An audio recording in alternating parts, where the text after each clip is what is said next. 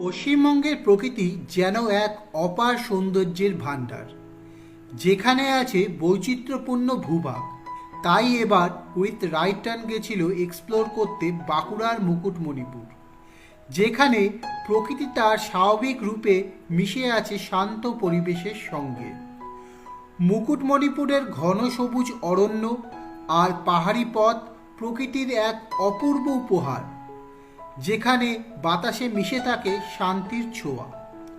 কংসাবতী বাঁধের জলধারা সূর্যের আলোয় সোনালি আভা ছড়ায়, আর তার চারপাশে সতেজ প্রকৃতি মনকে এক অদ্ভুত শান্তি দেয়। বসন্ত এলেই পলাশ ফুলে লাল রঙের রঙিন হয়ে ওঠে বনভূমি।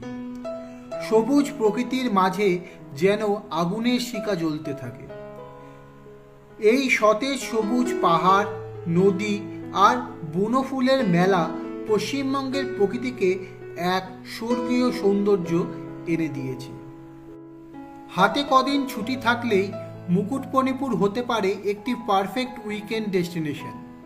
প্রকৃতির স্নিগ্ধ পরিবেশ, কংসাবতীর বাঁধের অপূর্ব দৃশ্য, পাহাড়ের ছোঁয়া, নির্জনতা সব কিছুই মনকে এক নতুন শান্তি দেবে। শহরের কোলাহল থেকে দূরে কিছুটা প্রকৃতির মাঝে সময় কাটানোর জন্য মুকুটমণিপুর নিঃসন্দেহে একটি আদর্শ জায়গা।